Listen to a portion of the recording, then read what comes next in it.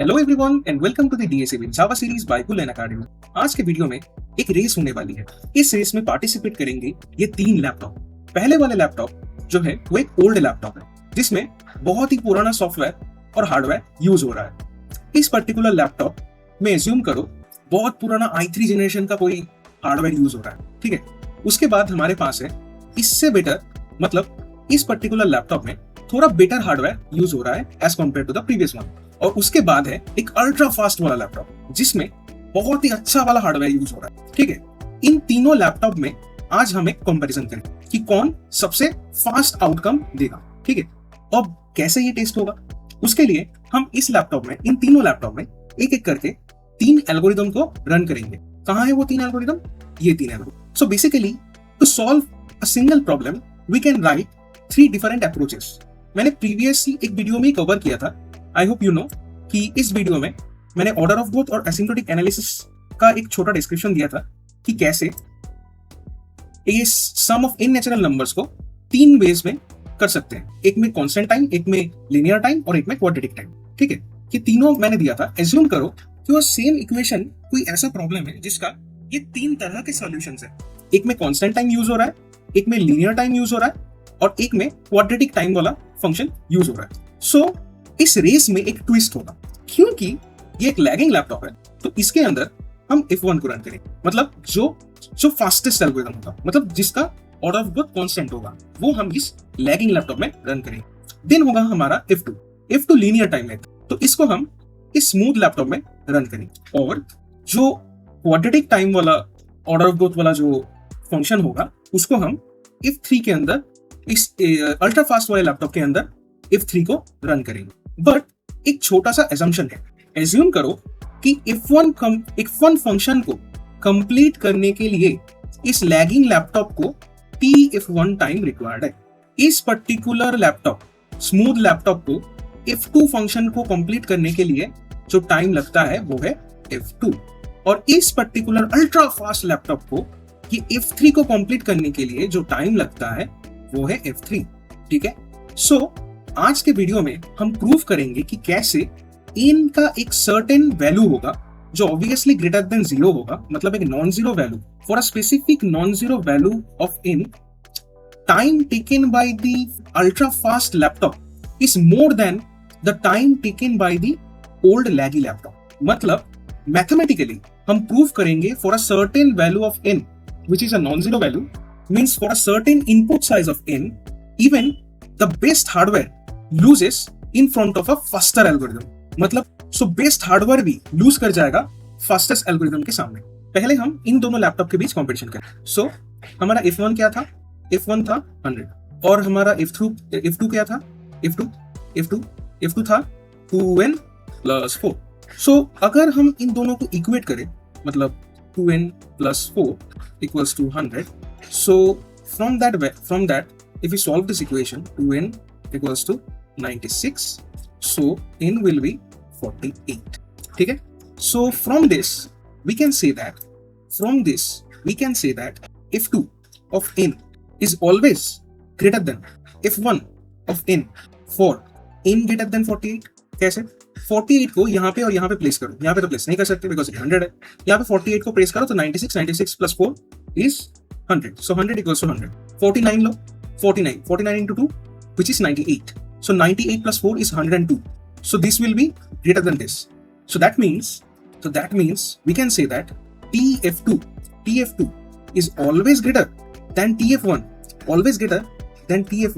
for values in greater than 48। So हमने mathematically prove किया कि for values in greater than 48 the smoother laptop is going to take more time than the old laggy laptop.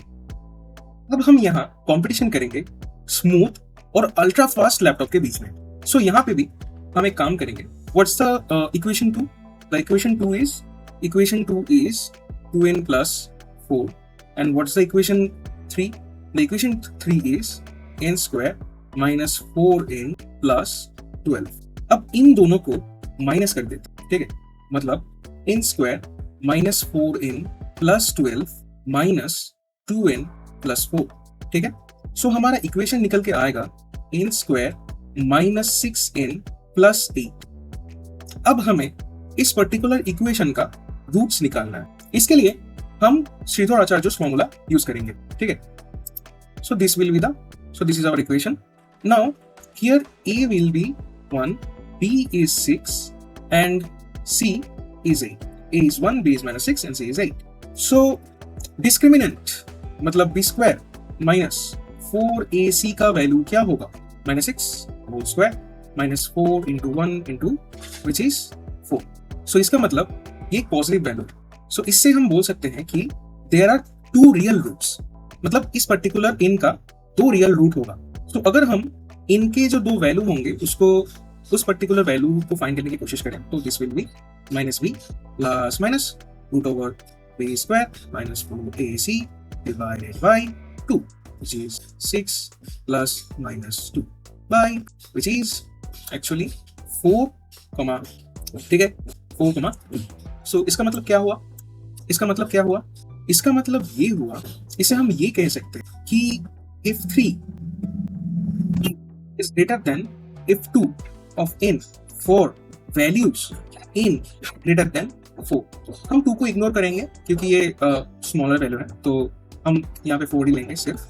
And that also means TF3 means the fastest laptop is going to take more time than the smoother laptop for values in greater than 4।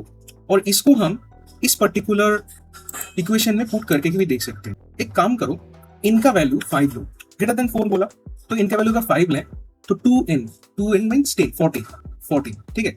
और यहाँ पे put करो 25 minus 20 means 5 plus 12 17। So 17 is greater than 14। इसका मतलब TF3 is gonna take more time, means TF3 will be greater than TF2। For input size in greater than 4, TF3 is always higher than TF2। Finally, the last round and the most important round where we are comparing the lagging laptop with the ultra fast laptop। तो देखते हैं क्या होता है। So first of all we have F1 which is 100 and side by side we have F3 n which is n square minus 4n plus 12। So let's perform a subtraction operation which is n square minus 4n plus 12 minus 100। Now the equation will be n square minus 4n minus 88। So ये भी एक quadratic equation है। So इस quadratic equation को solution find करने के लिए हम यूज करेंगे श्रीधर-आचार्य's formula, same like the previous one। So here A will be B is -4 and C is -88, ठीक है। चलो तो डिस्क्रिमिनेंट का वैल्यू क्या होगा? So B square minus 4AC will be -4 whole square minus 4AC, ठीक है 4AC। So इसका वैल्यू होगा 16 plus 352 which means 368। So ये वैल्यू भी ग्रेटर देन 0। इसका मतलब क्या? There are 2 real roots of this particular equation। So वो roots क्या होंगे?